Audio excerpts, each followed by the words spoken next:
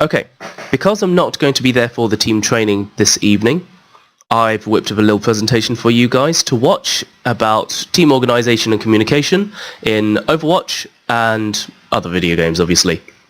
So, good teams are coordinated, they have a shared goal and objective, and they also have a plan that everyone knows and can follow. So everyone already knows the quote, "United we stand, divided we fall." And as gamers, we know what it's like when the enemy team is well coordinated and have the same plan to follow, and we don't. And at the same time, we also know what happens when the enemy team has good communications and we don't. So we want to make sure that we are the team with good organization and we are the team with good communication. How do we make sure everyone in the team knows what the plan is for every team fight? So we already know this, we've already discussed this. That's the point of this little presentation, and that's shot callers. But more important question, how do we come up with a plan for everyone to follow in the first place? So there's lots of decision-making systems. The one we're going to be using is the most common one, the most easily taught one, and that's the OODA loop. Now, if you look up the OODA loop, it is something created by the US Air Force for their fighter pilots, but if you do look it up, you'll find a massive article on what it is and a hugely complicated diagram, and that's simply way too complicated for what we want. So, OODA loop. OODA, O-O-D-A, stands for observe, orientate, decide, act, and obviously it's a loop. Observe is taking a look at what you've just done and what the enemy's done, saying the facts that you have available to you and the information that you do have, thinking about how does that affect my team, and using that information to then decide what to do and then do it. So observe, again, are taking a look at what's going on and thinking about it. Things like, where are the enemy? Who is still alive on both teams? What ults do they have? What ults do we have? And etc, stuff like that. Orientate, you think about the answers of those questions and how does it affect my team? What is my team capable of? What are the odds of winning the next fight? Probably the most important question. And then finally, you have to make a decision as to what you are going to do. This is the deciding on the plan part. Do you attack? Or if you're already in a fight, do you retreat? Whatever you decide, where do you attack? Or where do you retreat to? What ults will you use? And when do you push? Okay. And obviously, this is a lot of stuff to think about. It's important stuff, but it's a lot to think about. There's a lot to decide. So we normally have two shot callers. One, so can they focus purely on this little bit at the top. They give the order to another shot caller who will then figure out, who will actually do the acting part. So even during the middle of a team fight, the main shot caller can already be observing and taking a look at, okay, right, who's dead, who is alive, who's used ult, and decide based on that information what to do next. Do they continue pressing the attack? Do they now fall back? So you've got one shot caller who makes that call, and another one who actually handles the fight. So the first guy who does all this thinking, we normally call them the strategic shot caller, or some people call it the macro shot caller. The other guy we call the tactical shot caller, sometimes the micro shot caller, and in other games we call them the target caller. But we've now spoken a lot about this strategic guy and what they need to do. So let's talk about the tactical shot caller. Tactical shot caller, their number one job, most importantly, target prioritization. They need to figure out who on the enemy team needs to be taken out first and make sure they get killed. So the question they should be asking themselves are, who on the enemy team will affect the team fight the most? Okay, most of the time that's going to be the DPSs, so Reaper, Soldier, Pharah, and Hanzo, whatever. Okay, because if they get a pick, then their team already has a 6 versus 5 advantage, and they're more likely to win, etc, etc, etc. So DPSs are most of the time going to be the number one target you have to take down.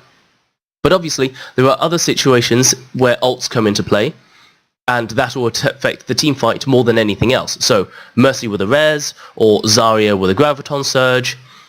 If you know that the enemy Mercy has a res available, she needs to die first before anyone else. Okay, and that's the job of the target caller, the target caller or the tactical shot caller.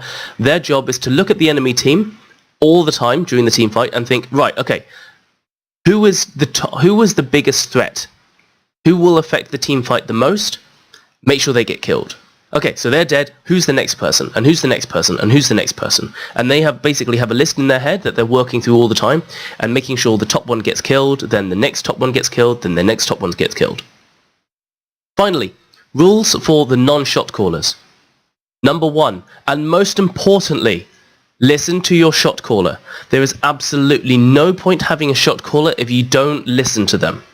Secondly, and this is super important and the number one reason why so many DPSs get kicked from their team, you have to focus on whoever your shot caller is actually telling you to kill. Because if they're calling out Mercy, who has a res, to be killed, and you're running off playing with the Reinhardt or playing with the Roadhog, you are not doing your team any favors. Whoever they call must die, and your job is to kill them. Finally, we've got a quote that are stolen from a friend. They're not a coach, but they said this beautifully, so I'm going to steal it for myself. If it's something that will help your team win the fight, then say it. If it isn't, then don't. Most people, myself included, have a bad habit of talking too much about stuff that is not important. Okay? If it's not important, if it's not going to help your team win the fight, don't talk about it. For example, if you've missed a shot, no one cares. If you've just been annihilated, again, no one cares. If you see a Reaper flying around going around the side because you think they're going to ult, then that's important stuff to say. But if it's not, then don't say it. Also really important, if any shot caller says clear comms, that is an order. It's not a request.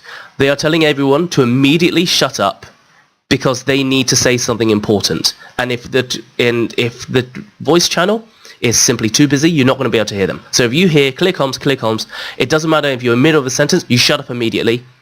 After the shot caller said their thing, then you can continue talking. But for that brief period, that means you stop talking straight away.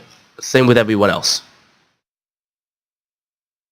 Lastly, don't talk about stuff that happened in the past.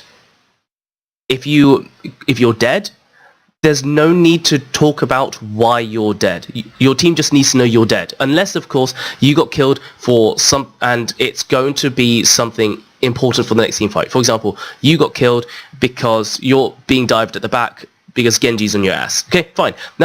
You can tell your team Genji's behind you all because that's important for your team. But don't go into details that aren't going to help your team whatsoever. Like how you missed a shot and that's why you got killed and they're running around and you're feeling shit and blah blah blah and you're missing blah blah blah. It's not important. Don't talk about stuff that's not important, okay? Particularly the past, because you can't change the past and neither can your team. Okay, so summary. We've talked about why communication is important. We've also talked about how to keep your team organized, and that's by using shot callers. We've talked about how to make plans, and that's by using the OODA loop. We've talked about target prioritization and figuring out who on the enemy team is going to be affecting the team fight the most. We've also provided rules for the non-shot callers, and that should be everything. Right, so this has been 9 minutes long so far, so if you need to watch it again, by all means watch it again. But if you have any questions, you've got me on Discord. It's only a quick summary, so it's not into massive detail. It should still be enough for you guys to work with. I hope that helps.